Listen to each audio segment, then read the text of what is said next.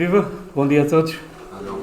Sou Pimentel, tenho um canalzinho de YouTube que é o É Tu Vês, mas hoje não vos vou falar do canal de YouTube, vou-vos falar de utilização da impressora 3D para jogos de tabuleiro. Portanto, vou fazer uma pequena introdução do que é que existe para nós podermos construir alguns componentes que vão substituir aqueles que nós temos nos nossos jogos de tabuleiro.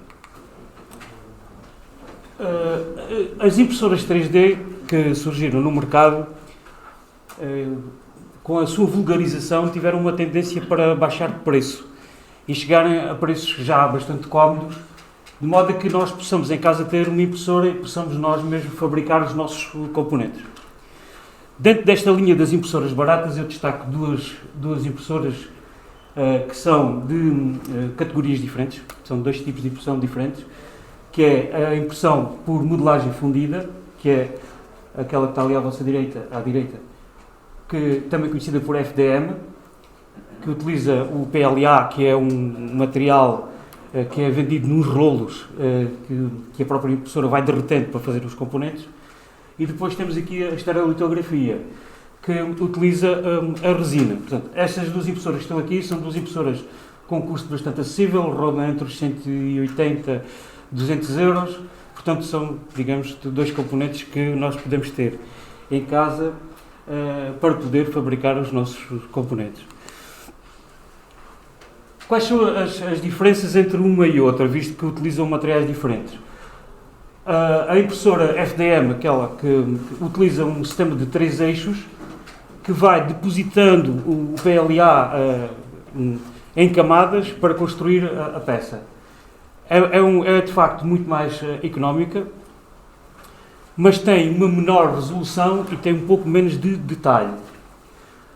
Necessita de suportes, porque as peças 3D, quando são feitas, como elas são feitas em camadas, existe uma determinada altura que a impressora não consegue imprimir no ar. Então nós temos que complementar a nossa peça que estamos a fazer com pequenos suportes adicionais para que a impressão não fique em suspenso. Esse suporte será mais tarde retirado, né? Quando tivermos a peça. É ideal para peças com maiores dimensões, normalmente pecinhas um pouco... Eu pus aqui uns 5 cm para haver aqui uma certa noção em termos do tamanho daquilo que pode ser feito em termos de peças. E o material mais comum usado é o PLA. Existe outro tipo de material, existe o ABS, mas de facto o PLA é aquele PTEG, é aquele mais comum e mais barato. Em relação à impressora de resina, a impressora de resina permite fazer mais detalhe, no entanto, e o material usado é a resina, o acabamento superficial é mais suave, necessita de menos suportes, porque o tipo de impressão é feito de uma maneira diferente, porque é um laser. Nós temos um recipiente com a resina lá dentro e é um laser que vai, através de um espelho, vai endurecendo as partes que depois vão formar esse objeto. Portanto, trabalha de modo diferente. Os suportes são mais fáceis de remoção e é ideal para peças mais pequenas, normalmente para figurinhas miniaturas que são utilizadas nos jogos. O que é que acontece? Eu optei por ter uma FDM porque eu acho que neste momento as figuras que vêm nos jogos já vêm com tal detalhe que não compensava em termos do custo ou benefício que iria ter em estar a fazer novas miniaturas.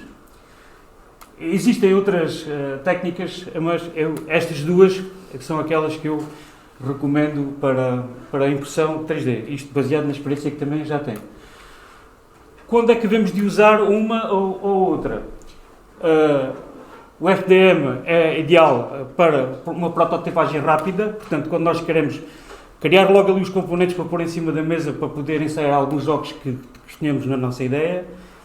Para construir modelos de baixo custo, é ótimo para amadores, porque aquilo é muito fácil de idealizar e começar logo a construir as nossas peças. E quando, de facto, a gente não quer assim muito detalhe na peça, não é? O detalhe aqui também será sempre relativo.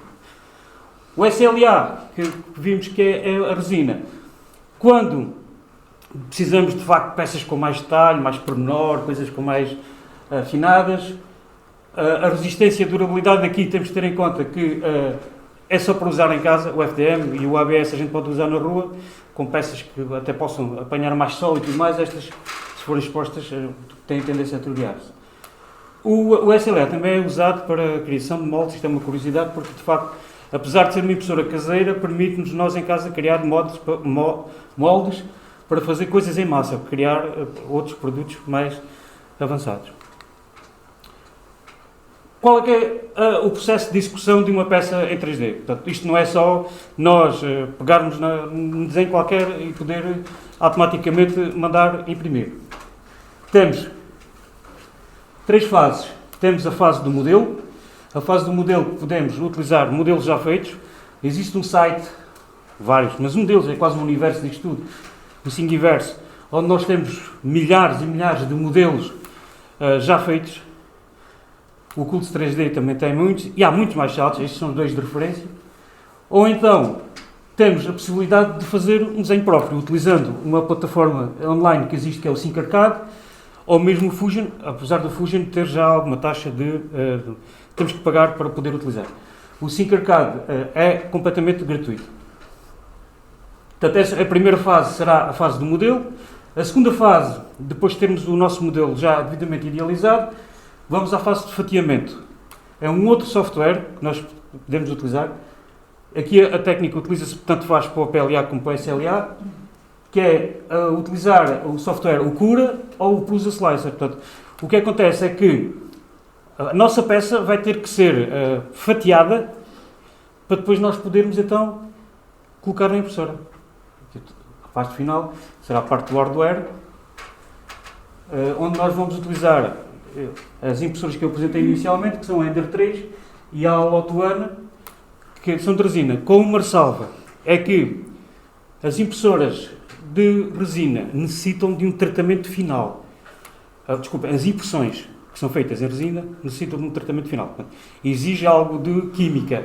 Temos de ter umas luvas e tal, tem alguns produtos que nós temos que trabalhar a peça não ficou. Enquanto que na impressora 3D, e daí tem sido essa a minha opção, a impressora 3D da Enders 3 de PLA, foi essa a minha opção porque a peça sai e está pronta, a gente pode logo começar a pôr em cima do tabuleiro e poder jogar. Nesta questão, o proveito que eu tiro daqui são 3 tipos de aplicações que eu posso usar nas minhas peças 3D.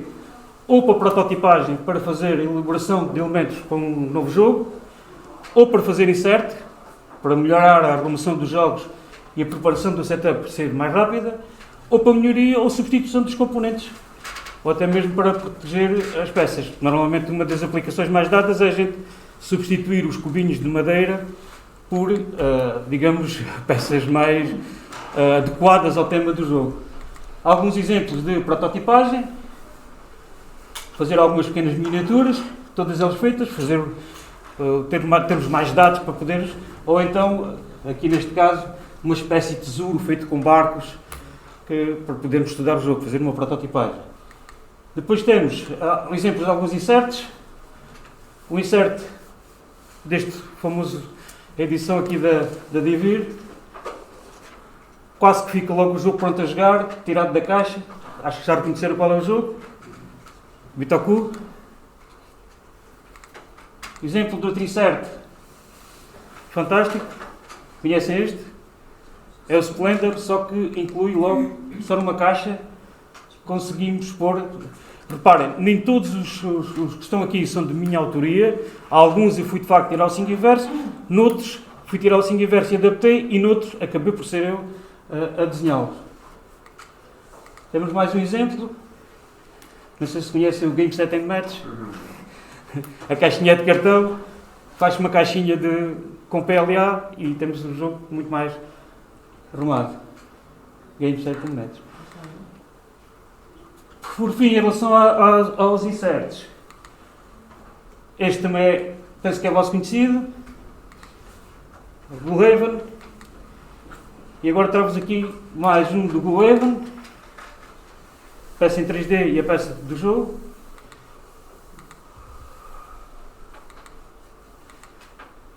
E agora a famosa wingspan, portanto a substituição dos cubinhos de madeira pelas casinhas. Aqui, um jogo que parecia que não tinha nada a melhorar, as peças de cartão foram substituídas por peças de plástico. O jogo é o On Mars. Consegue adivinhar de onde é este?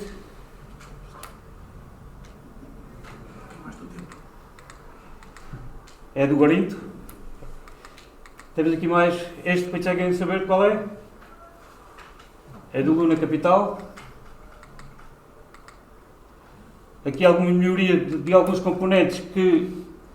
Portanto, o facto do componente estar dentro de uma camada de plástico ajuda a que o jogo possa ser jogado mais vezes sem estragar, porque o cartão em si tem tendência a...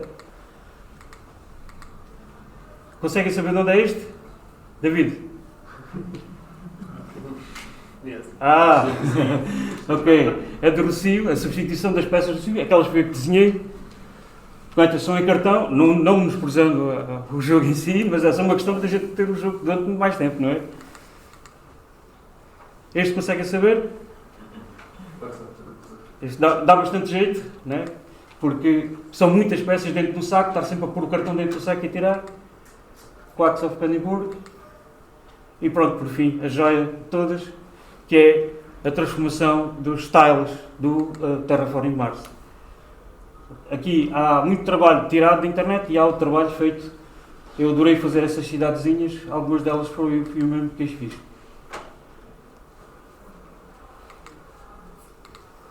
Muito obrigado.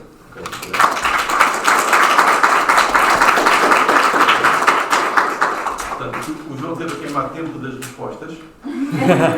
Aqui são um bocadinho perguntas. Alguém tem? Força. Qual é que é a facilidade de se arranjar estes moldes para os fecheiros para depois se imprimir e qual é que é a curva de aprendizagem para se poder fazer isto uma pessoa amadora? Sim, Mais alguma? Mais uma só. Mais nenhuma, ok. Sim. Os moldes, no site em si, os moldes, é um clique, o ficheiro passa para o lado de cá. A partir disso, só temos que passá-lo no programa do fatiador. E o programa do fatiador o que tem é, nós ali podemos definir se queremos o objeto com mais ou com menos definição, mas é uma coisa extremamente simples. É uma barrinha que a gente diz, quer com mais grosso ou mais fino. Algo assim do género. A partir daí, é pegar no ficheirozinho, colocar na impressora e carregar no botão. Não tem nada de... É muito fácil, naturalmente ninguém nasce ensinado, portanto tem que haver ali uma experiência, convém sempre fazer uma experiência, até para ter a noção, não é? Para ter a noção, se a peça sai perfeita, se não sai, fica, mas de resto é muito simples, é extremamente simples. Daí que se tenha até vulgarizado muito, não é?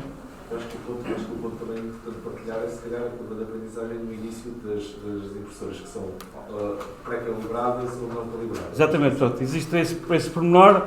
É que quando nós mandamos imprimir, naturalmente, por ser um componente, por ser uma impressora não a nível profissional, é uma impressora que foi doméstica, que foi feita para termos lá em casa, temos de ter muito cuidado com a sua manutenção. E o principal problema tem a ver com o nivelamento da mesa quando vamos imprimir. Mas com experiências a gente chega lá. Mas só tem ali esse pormenor de dificuldade. Obrigado. Obrigado.